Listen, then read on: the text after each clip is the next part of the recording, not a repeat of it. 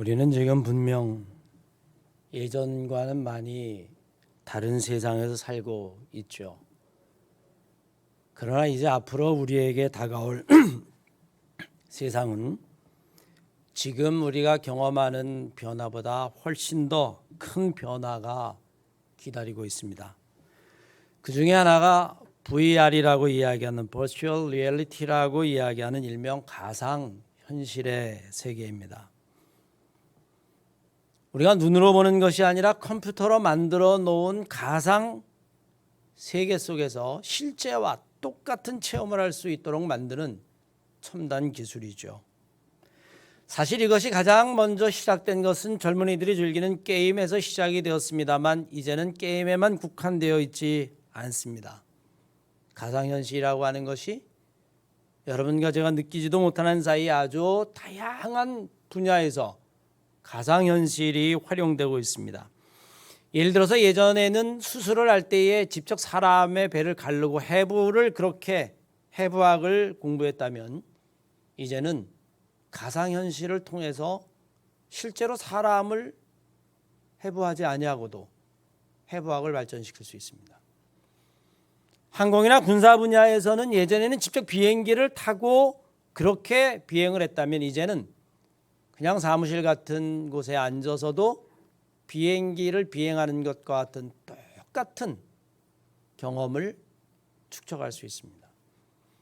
심지어는 전쟁도 실제로 포와 비행기나 아니면 총을 쏘지 아니하고 가상현실이라고 하는 것을 통해서 시뮬레이션을 돌리면 전쟁과 똑같은 결과를 얻을 수 있다는 겁니다. 놀랍죠? 그러나 이러한 가상현실조차도 이제는 지나간 것입니다. 지금은 단순한 가상현실이라는 것을 넘어서 메타버스의 현실이라고 이야기를 합니다. 우리가 살고 있는 현실 세계와 똑같은 가상 세계에서 사회, 경제, 문화적인 활동이 이루어지고 있다라고 하는 이야기죠. 메타버스라고 하는 것은 메타라고 하는 초월이라고 하는 단어와 유니버스라고 하는 우주라고 하는 단어를 갖다가 결합해서 만든 신조어입니다. 가상현실이긴 가상현실인데 그곳에서 이루어지는 일들이 우리와 현실과 구분할 수 없을 정도로 구체적이고 일상적이라는 겁니다. VR이라고 이야기하는 가상현실을 한 걸음 더 발전시키고 진화한 그런 경우죠.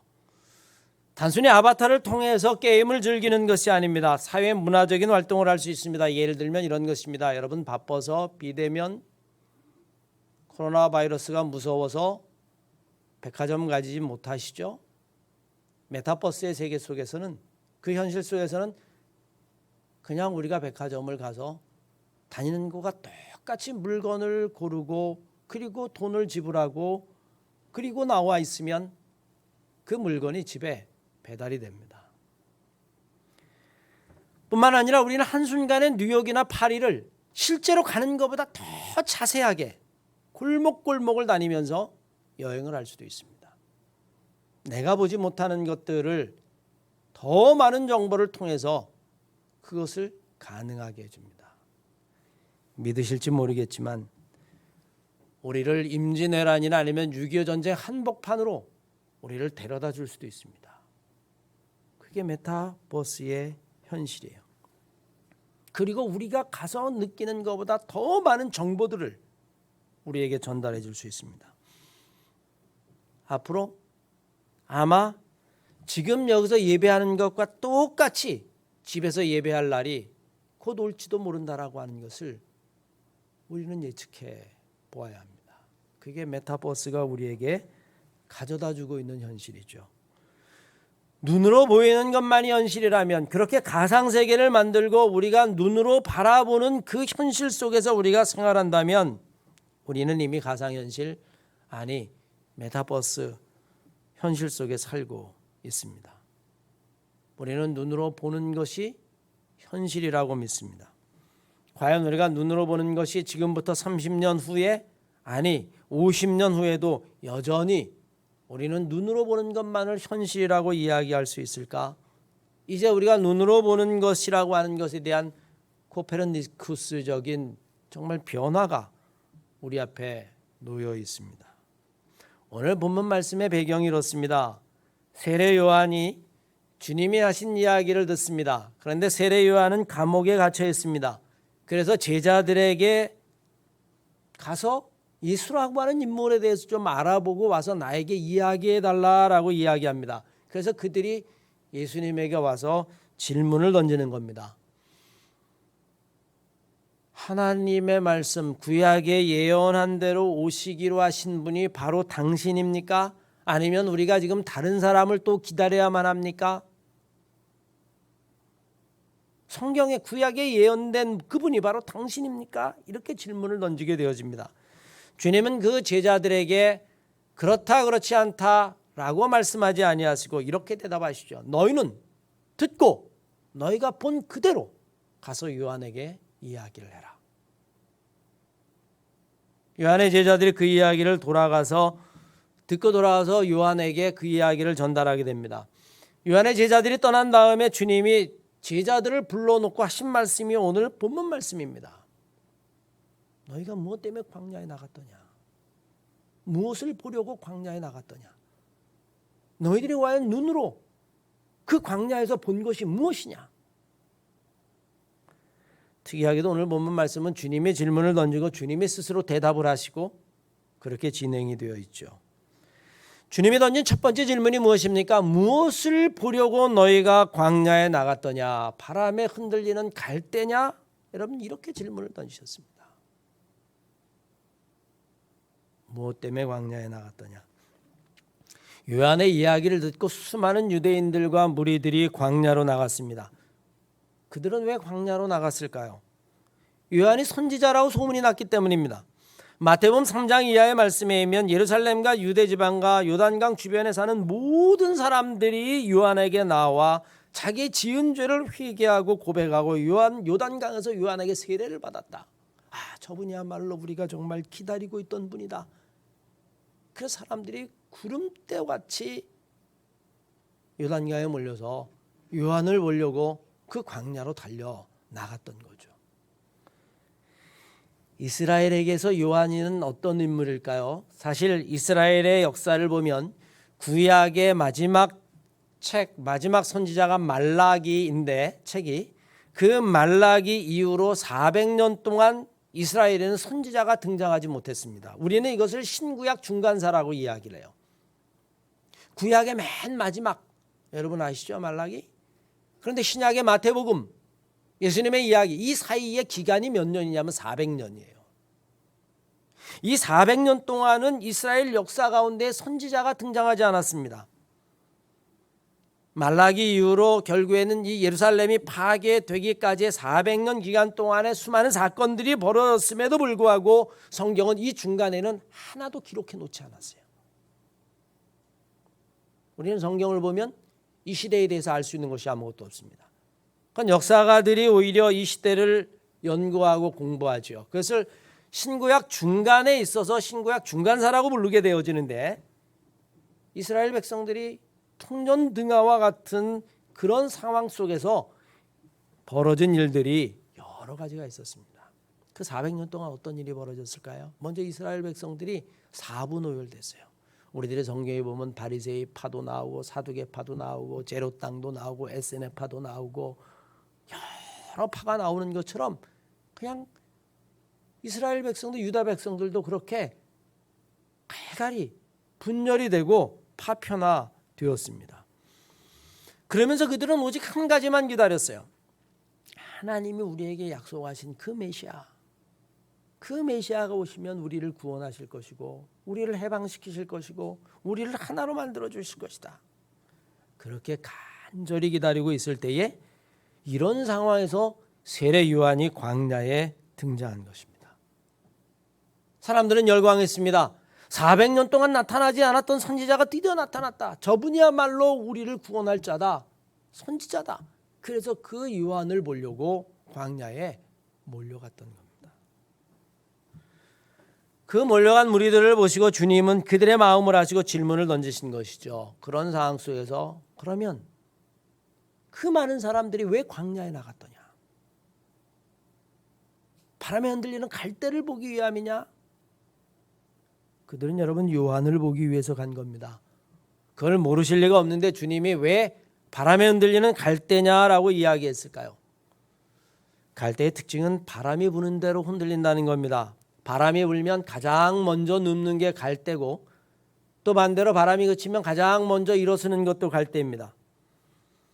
그 질문은 그곳에 갔던 사람들의 마음을 이야기하는 거고 어쩌면 이 시대를 살아간 우리들에게도 똑같은 질문을 던지고 있다라고 생각해도 틀린 것은 아니에요. 너희들은 무엇 때문에 광야에 나갔더냐? 너희는 무엇을 보려고 하나님 앞에 왔더냐? 너희들은 무엇을 보려고 신앙생활을 하느냐? 너희는 무엇을 보려고 교회에 가더냐? 요한이 광야에서 담대하게 외칠 때, 강하고 담대하게 외칠 때 사람들은 요한에게 열광적이었습니다. 요한을 믿었습니다. 선지자라고 생각했습니다. 신봉했습니다. 자신들을 해방시킬 메시아라고 생각했습니다. 우리가 기다리던 그분이라고 생각을 했습니다. 그런데 요한이 헤롯에게 잡혀서 감옥에 갇혔어요. 그러자 우리가 그렇게 믿었던 분이 감옥에나 갇히는 저렇게 약한 분인가? 그들은 요한을 의심하기 시작했습니다. 요한의 제자들도 흔들리기 시작했습니다. 우리가 원했던 것은 이것이 아닌데, 내가 기대했던 것은 이것이 아닌데, 그러자 의심이 생기고 불평이 생기고 원망이 생기기 시작했습니다. 그들의 마음이 마치 갈대와 같았어요. 우리의 신앙이 좀 갈대 같지 않습니까? 환경이 좋을 때에, 분위기가 좋을 때에, 교회가 막 성장하고 열심히 할 때에, 부흥회가 막 교회마다 열리고 밤을 새서 처리할 때에, 그럴 때에 가서 은혜를 받을 때에는 마치 신앙이 최고인 것 같고 하나님의 선교 사역을 다 감당할 수 있을 것 같고, 그러다가 코로나가 오고 어려워지고 또 상황이 예전 같지 아니하고 그러면 하나님에 대한 믿음이 흔들리고 열심히 사라져버리고 바람에 흔들리는 갈대냐? 너희들의 마음이 바람에 흔들리는 갈대냐? 너희들의 눈에 보이는 것이 그것이냐? 그렇게 묻고 있는 거죠. 종종 목회하면서 어떤 순간에는요, 너무 열심을 내는 성도를 바라보면 참 감사하기도 하면서 일말로는 불안하기도 해요. 왜? 저렇게 또 열심을 내다 어느 순간에 시험에 들어서 그냥 싸늘해지면 내가 언제 그렇게 열심을 냈는가 생각할 정도로 뒤돌아설지 모르기 때문에 그렇습니다. 은혜는 한순간이지만 신앙생활은 평생 하는 거예요. 우리는 여러분 은혜의 순간으로만 신앙생활하는 것은 아닙니다. 때로는 내 노력이 있어야 되고 인내가 있어야 되고 견뎌야 되고 한결같은 마음이 있어야 하는 것이죠. 은혜의 순간을 넘어서서 우리는 일생도록 하나님 앞에 살면서 신앙생활하는 것, 그것을 순례의 길이라고 이야기를 합니다. 신앙은요, 여행자의 길이 아니에요. 여행자의 길은 숙소가 좀 불편하고 자기 마음에 들지 않고 좋은 것을 보지 못하면 불평하기도 합니다. 신앙의 길은 여행자의 길이 아니라 순례자의 길입니다. 고난을 마다하지 않는 것일 뿐만이 아니라 순례의 길 자체를 감사하면서 걸어가는 것이죠.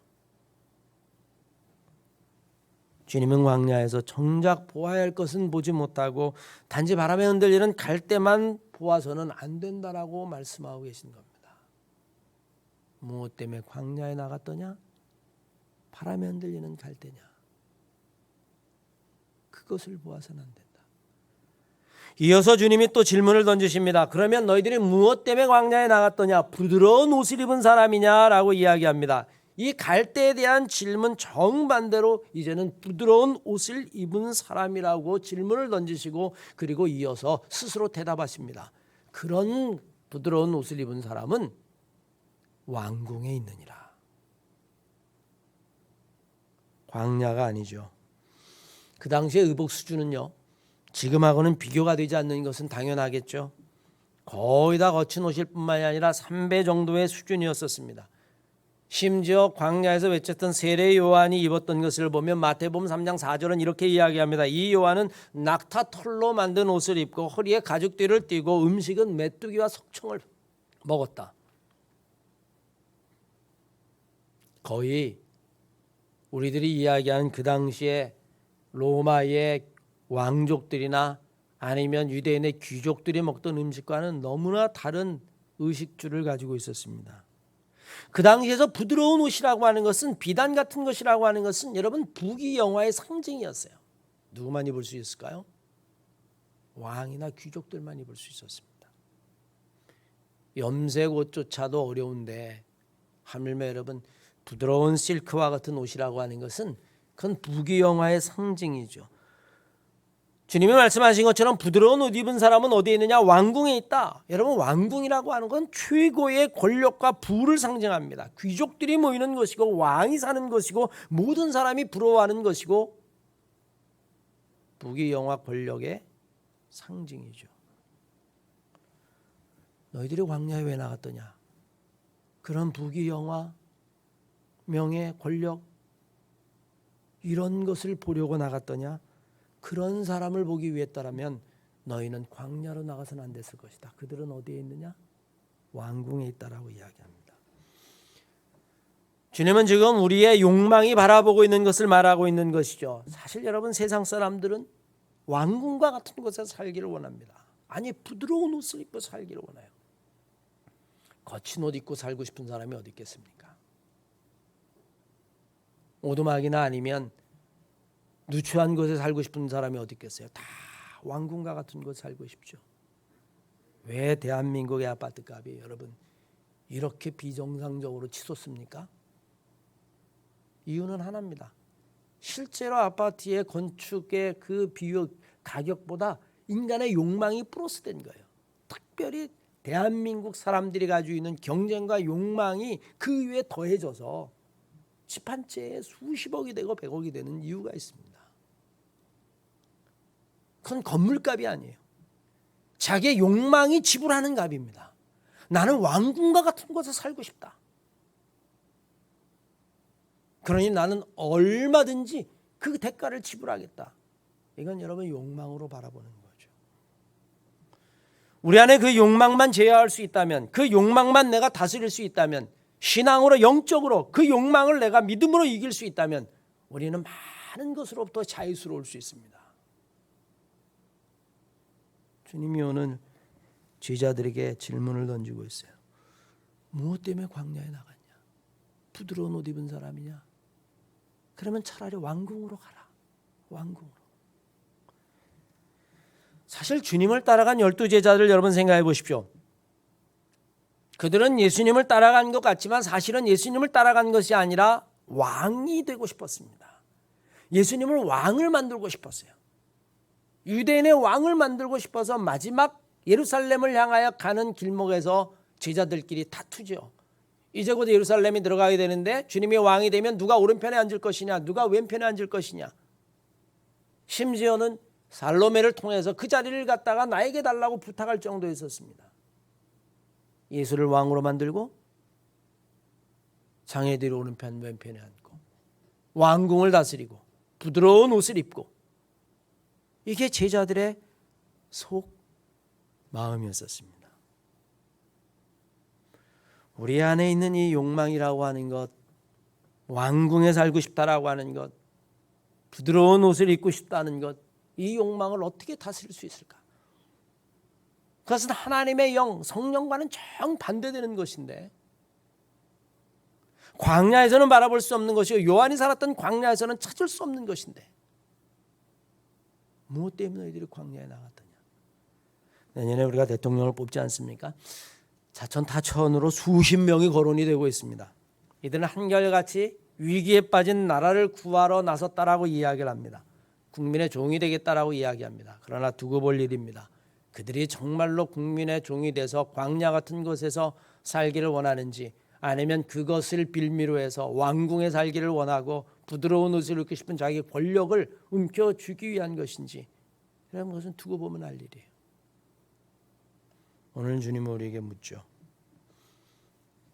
너희들은 무엇을 보려고 광야에 나갔더냐?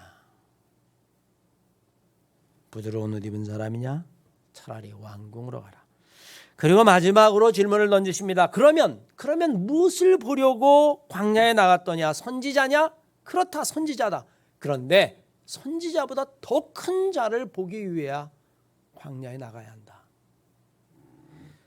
선지자는 하나님의 말씀을 선포하는 자죠. 그러나 깊이 생각해 보십시오. 선지자는 그 자체는 의미가 없습니다. 왜냐하면 하나님은 누구라도 선지자를 만들 수 있고 쓸 수 있기 때문에 그렇습니다. 이미 요한이 이야기했어요. 너희들이 유대인의 자손, 아브라함의 자손이라고 교만 떨지 말아라. 하나님은 돌 가지고도 아브라함을 만들 수 있다라고 말씀하셨습니다. 베드로라고 하는 정말 볼품없는 어부를 데려다가 12제자로 삼으시고 그를 사도 중에 사도로 삼으셨어요. 배운 것도 없었습니다. 너무나 평범한 인물이었어요. 심지어는 사울이라고 하는 예수 믿는 사람을 핍박하러 가던 그 사울이란 청년을 주님이 붙잡으셔서 그를 바꾸셔서 사도 바울로 삼으셨습니다. 그저 들판에서 양이나 치던 목동을, 어린 목동을 데려다가 기름 부으셔서 하나님이 이스라엘의 왕으로 세우셨습니다. 그게 다윗이죠. 선지자라고 하는 것은 여러분 하나님이 쓰시느냐에 따라 달려있는 것이죠. 따라서 선지자보다 더 중요한 것이 있습니다. 그것은 하나님의 말씀 그 자체라고 하는 사실을 우리는 결코 잊어서는 안 됩니다. 오늘 성경 우리들에게 분명히 이야기합니다. 너희들이 무엇 때문에 광야에 나갔더냐? 바람에 흔들리는 갈대냐? 아니면 부드러운 옷을 입은 사람이냐? 그런 사람은 왕궁에 있느니라. 그러면 너희가 왜 나갔더냐? 선지자냐? 맞다. 하지만 선지자보다 더 큰 자가 있다라고 이야기합니다. 선지자보다 더 큰 자, 바로 여러분 하나님의 말씀, 살아있는 말씀, 예수 그리스도를 의미하죠. 우리가 무엇 때문에 광야에 나갔더냐? 예수를 보기 위함이 아니냐? 하나님의 말씀을 보기 위함이 아니냐? 아니 선지자보다 더 나은 자를 보기 위함이 아니냐? 선지자가 아니라 선지자가 전하는 말씀과 하나님의 말씀을 놓치면 아무 소용이 없다는 이야기입니다. 이사야서 1장 11절 12절 이하의 말씀에 하나님이 이렇게 말씀하시죠. 너희의 무수한 재물이 나에게 무슨 유익이 있겠느냐? 수양의 번제와 살찐 짐승이 나에게 이미 배불렀다.